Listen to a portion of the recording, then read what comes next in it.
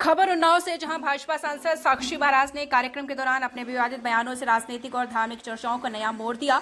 साक्षी ने कहा कि यह देश मंदिरों का देश है, वेदों का देश है और शास्त्र पुराणों का देश है। उन्होंने भारत की सांस्कृतिक और धार्मिक धारा को लेकर अपनी बात रखी, देश के धार्मिक महत्व को रेखांकित किया, जिसके बाद साक्षी महाराज ने विवादास्पद टिप्पणी करते हुए कहा कि इस देश में कुछ जिहादी टाइप के लोगों ने मंदिरों को तोड़कर मस्जिदों का निर्माण किया।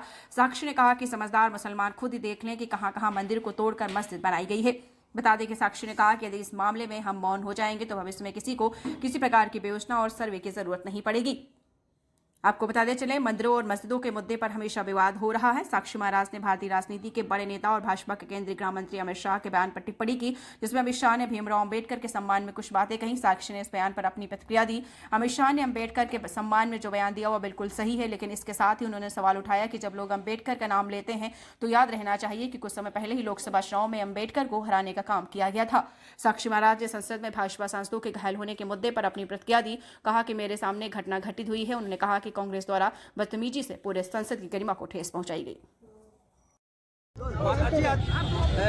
आज क्या कार्यक्रम हुआ है, तो क्या है? भारत विश्व का सबसे बड़ा लोकतांत्रिक राष्ट्र है। जो वैदिक संपदा हमारे पास है, दुनिया में किसी के पास नहीं है।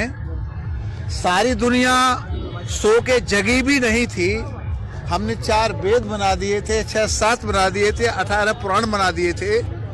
काल की गणना को हमने प्रारंभ किया। तो भारतीय संस्कृति में नित्य नए त्योहार मनाए जाते हैं। यूरोप का दार्शनिक एक स्लेगल हिंदुस्तान में आया था और हिंदुस्तान की यात्रा करने के बाद उसका यूरोप में पहला स्टेटमेंट था, सारी दुनिया का दर्शन भारत के दर्शन के सामने ऐसे है जैसे कि देदीप्यमान सूर्य के सामने कोई टिमटिमाता छोटा सा दीपक। तो ऐसे हमारे भारतवर्ष में, जो विश्व का गुरु था, ऐसे भारतवर्ष में नित्य कोई न कोई सांस्कृतिक कार्यक्रम होता है। आज तुलसी पूजन का दिन है और मैं विमल द्विवेदी जी का हृदय से बहुत बहुत धन्यवाद करूंगा, आशीर्वाद दूंगा कि जब भी ये कोई कार्यक्रम करते हैं वो कार्यक्रम ऐतिहासिक हो जाता है। मेरा सौभाग्य, मैं तो माननीय पंडित अटल बिहारी वाजपेयी की जयंती पर कुछ कार्यक्रम में भाग लेने के लिए आया और इसमें भी मुझे सहभागी होने का सौभाग्य प्राप्त हुआ। इसके लिए मैं आप सबको भी बधाई देता हूं, विमल द्विवेदी जी को बधाई देता हूं, अपने पूरे उन्नाव जनपद वासियों को बधाई देता हूं। विधान परिषद के प्रतिपक्ष के नेता हैं लाल बिहारी यादव जी, उन्होंने आरोप लगाया है कि जो कुंभ का मेला हो रहा है इस पर सिर्फ नाम किया जा रहा है। कुंभ का मेला विश्व का सबसे बड़ा मेला है और जैसी कभी भी तैयारी नहीं हुई वैसी तैयारी इस बार तीर्थराज प्रयाग में कुंभ की गई है।